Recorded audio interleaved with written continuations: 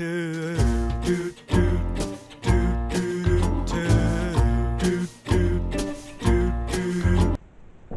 alright? Have you sorted yourself out now? Yeah, I'm all ready to go. Out. Hi. Good Hello morning, there. afternoon. Square numbers? Yeah. Who wrote that? Me. Oh. Square numbers. We're going to Sorry, do square Knole. numbers. So this is going to be for if you're in year 7, just started in year 7. Also, if you're in year 6, looking to come to Knole. And also revision. Revision if Anyone who anyone wants a else bit wants of to do. revision. So we're going to do quite basic to start Yeah. with. Yeah. We're going to start with square numbers. So we're going to start talking about what that means. Okay, so I'm going to go straight in. I'm going to say, okay, if I do, Oh. if I get a pen and I do 3 times 3, I get 9. Yeah. So squaring Square number. something is timesing it by itself. So why is it called a square number? Yeah. Why is it called a square number? Well, if I measure something and I say, let's say it's 3 units across and it's 3 units down, like it makes a square. 3 units across, 3, and 3 units down, 3, and how many are there? 1, 2, 3, 4, 5, 6, 7, 8, 9. 3 times 3 is 9. It's a square.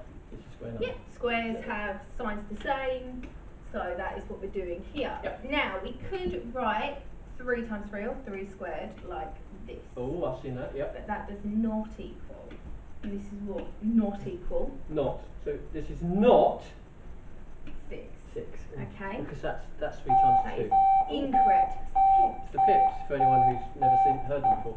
3 squared is not 3 times 2. No. If I wanted 3 times 2, I'd write 3 He's times right 3 times 2 because it's 3 simple. squared is the same as saying 3 times 3, which It's is 9. So we're saying that one is wrong. Yep. And we're saying that one is right. Excellent. Now, obviously, there's a few of these, and it'd be really useful if you learnt them all. And these are the ones that we think that you should know. Yep. So we've got 1 squared all the way up to 15 squared. 1 squared is 1 times 1, which is 1. 2 squared times is 2. 4. 3 squared is 3 times 3, which 9. we just did, which was 9. 4 fours are 16. 5 times 5 is 25.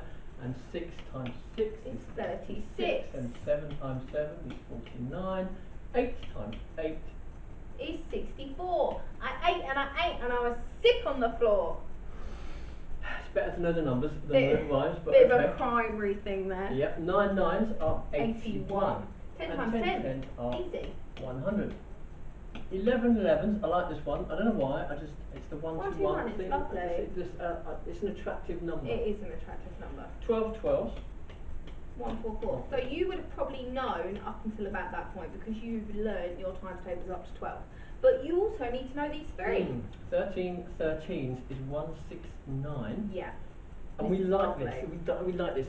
14 14s is 196. Look at that. Beautiful Look at stuff. that. Let's swap round. And our final one, the answer is 225, 225, and you can kind of make the link between 5 squared and 15 squared. You know 5 squared is 25, and then you know it's going to be bigger than 196. So it's 225. They're your square numbers. I just had to get another pen. Mine ran out of ink. They're your square numbers, okay, and you've got to know them, Yeah. okay, and we might ask you something else. We might ask you about something called a square root, which is very similar to what we have here. So we've got opposite. Okay? I'm not sure what this is. It's just an arrow. It's an arrow. I thought it was a special sign for opposite, but it's just an arrow apparently. Now the opposite's gone. Let's just put in an arrow. Okay. Oh, dotty arrow. Okay. Very nice. So what we're saying is that times and divide are kind of opposites to each other. Yeah. They are reversed operations. And plus and minus opposites to each other. And we're saying that square also has an opposite, which is this symbol, which is called a square root. Square root. So we're going to talk about square roots. We are on the next page. There we are. So here we picked 4 random square numbers we've just spoken about. Yeah, we have just spoken about them. Remember 1 was there, 196.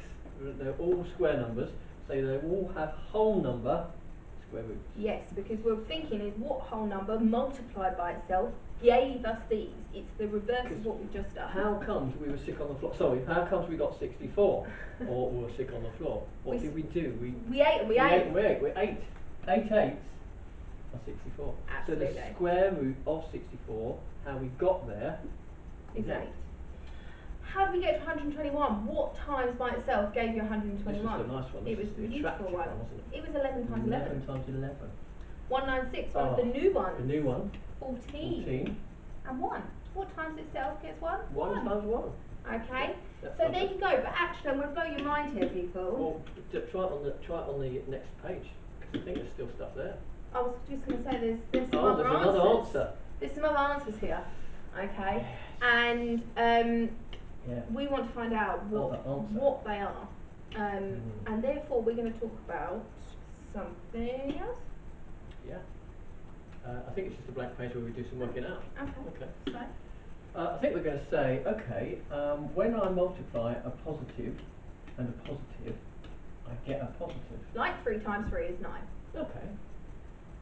Is there another way that I can get a positive by multiplying two numbers together? Do you know? Do you know at home?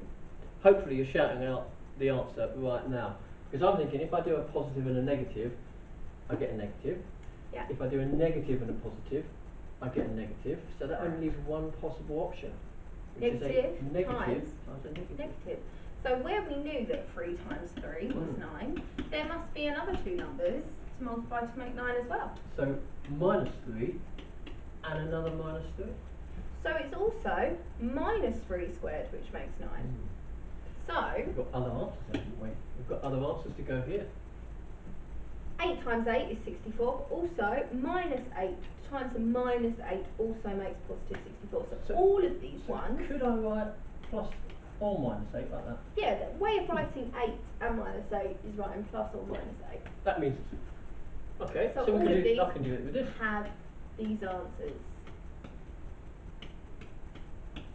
We should only put an equals there, because we're saying 14 equals 14, right? Oh yeah, true. But, you know, if you're following the lesson, you understand. Yeah. Isn't that funny though? What? That they both equal them, but they don't equal each They other. don't equal each other. I like that. That is weird, isn't it? We'll think about that. It's a nice bit of maths.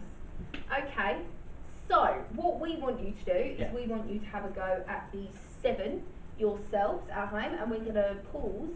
Right here at the bottom we've got a crazy town. This is my way of saying this one's an extension, this one's that little bit harder. And we've got this keyword here, estimate. Yeah. Okay, so we want you to have a go at that one as well if you want a bit of a challenge. Should we pause?